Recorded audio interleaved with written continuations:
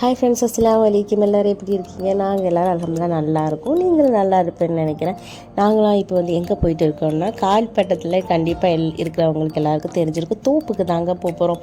எல்லா வருஷம் நோன்பு பெருநாளையும் வந்துட்டால் கண்டிப்பாக இந்த இடத்துக்கு நாங்கள் போகாமல் இருக்கவே மாட்டோம். அது மட்டும் இல்லாமல் நம்ம நினச்ச உடனேலாம் போக முடியாது. இதுக்கு நம்ம 1 மாதம் இல்லாட்டி 2 மாதம் முன்னாடியே நம்ம ப்ரீ புக் பண்ணி வச்சிடணும்.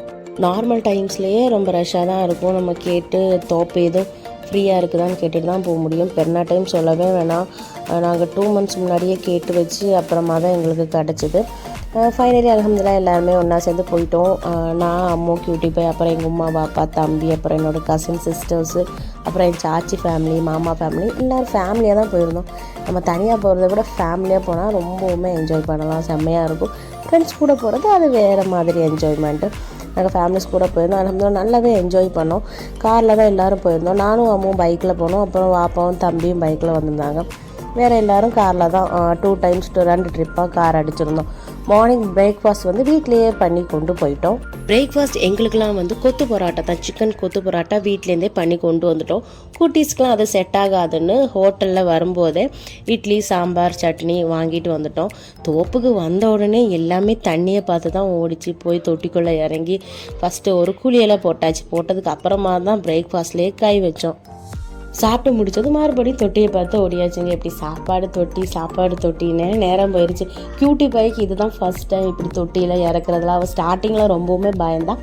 அப்புறம் அவளுக்கும் குட்டீஸ்லாம் என்ஜாய் பண்ணுறது பார்த்து அவளுக்கும் ஆசை அவளும் அப்படி செட் ஆகிட்டா. உண்மையிலே எங்களை விட குட்டீஸ் தான் ரொம்பவுமே என்ஜாய் பண்ணாங்க அந்த டைம்.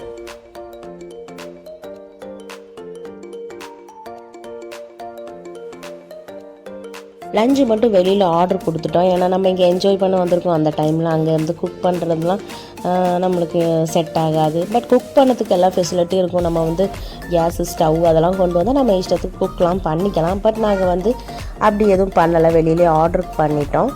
இங்கே என்ன சாப்பிட போகிறோம்? நம்ம காயல்பட்டினம் ஸ்பெஷல் சாப்பாடு தான், கலரி சாப்பாடு, ரைஸு, அப்புறம் ஸ்பெஷல் ரசம், கலரி கறி, பருப்பு இதெல்லாம் தான். அப்புறம் எக்ஸ்ட்ரா சிக்கன் 65ம் கொடுத்துருந்தோம். அதுவும் நம்மளுக்கு பண்ணி கொடுத்துருந்தாங்க. கரெக்டாக ஒரு 2 மணிக்கெலாம் பிடிச்சிட்டு வந்தனாலே என்னென்னு தெரிலங்க, சரியான பசி. அப்புறம் நம்மளுக்கு பிடிச்ச சாப்பாடு வேறு, எல்லாத்தையும் நல்லா வச்சு வெளின்னு வெளுத்து கட்டியாச்சு. வீட்டிலேருந்து பிளான் பண்ணிட்டு தான் வந்தோம். வீட்டுக்கு போகிற வரைக்கும் தண்ணிக்குள்ளேயே தான் கிடக்குறோன்னு. அதே மாதிரி தண்ணிக்குள்ளேயே தாங்க கிடந்தோம். பிரேக்ஃபாஸ்ட் சாப்பிட்டதுக்கப்புறம்